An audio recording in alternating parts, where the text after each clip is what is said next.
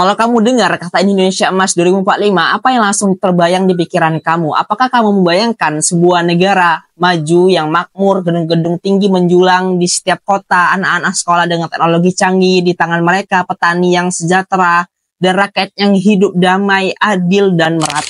Atau mungkin kamu justru merasa bingung, apa sih sebenarnya Indonesia Emas itu? Apakah ini cuma jargon atau benar-benar sebuah cita-cita besar bangsa yang bisa kita capai bersama? Indonesia Emas 2045 adalah visi besar, sebuah impian kolektif ketika Indonesia genap berusia 100 tahun.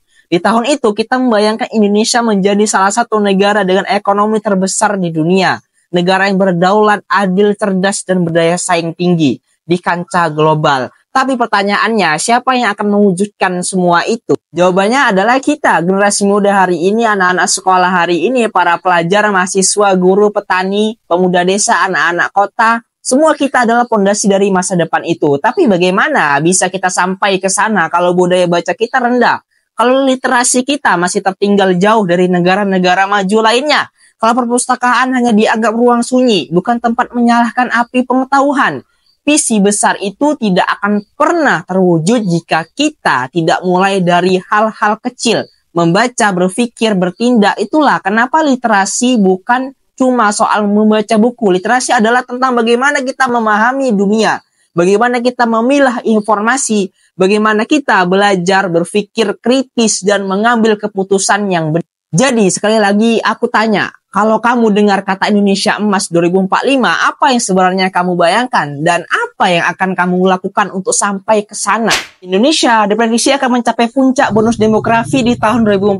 Artinya pada saat itu mayoritas penduduk Indonesia berada di usia produktif antara 15 hingga 64 tahun. Bayangkan, lebih dari separuh rakyat Indonesia adalah generasi muda yang kuat, penuh ide, dan siap bekerja. Ini adalah momen langka yang hanya datang sekali dalam sejarah suatu bangsa. Tapi ada satu hal, tantangan besar yang sering terlupakan. Banyak yang hanya fokus pada jumlah, tapi lupa soal kualitas. Apa gunanya kita punya banyak anak muda kalau mereka tidak punya daya saing yang sangat luar biasa? Apa artinya bonus demografi kalau generasi muda yang terjebak dalam budaya scroll TikTok, skip, dan rebahan?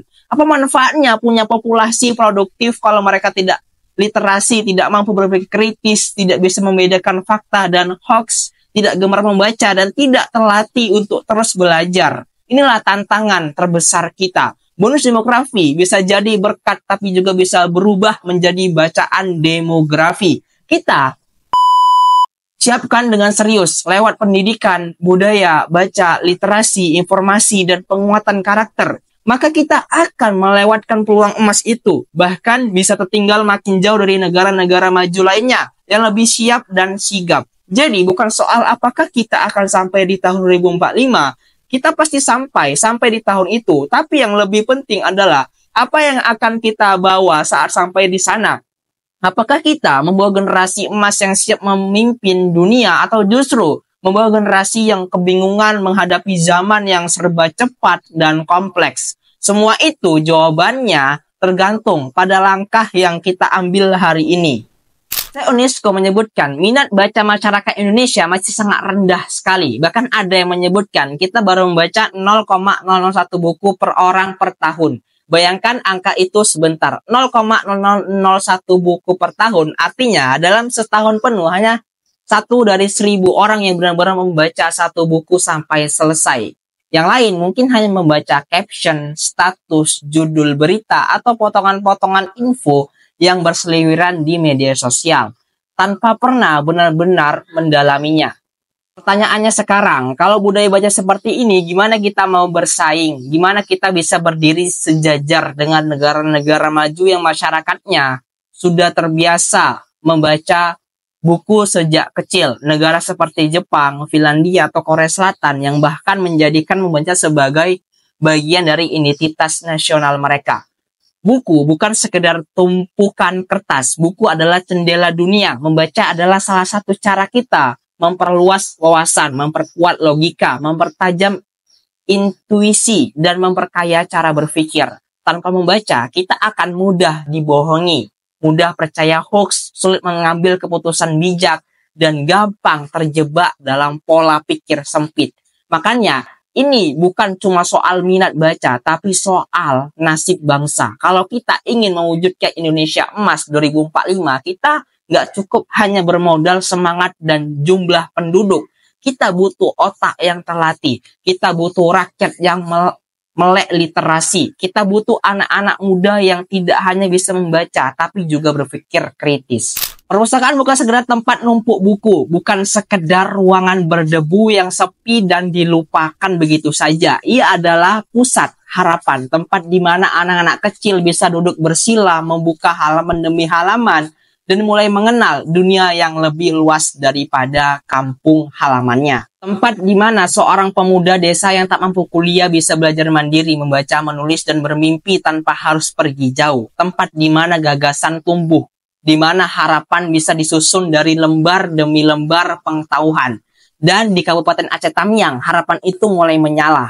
Kita mulai melihat teman-teman baca tumbuh di desa. Anak-anak mulai diajak untuk mencintai buku. Komunitas-komunitas literasi mulai turun langsung menyapa. Anak-anak mendekatkan buku kepada mereka tanpa menunggu fasilitas mewah atau gedung megah. Ini adalah langkah awal yang sangat luar biasa. Tapi belum cukup di situ saja. Masih banyak desa yang belum tersentuh sama sekali. Masih banyak anak-anak yang belum kenal buku cerita pertama mereka.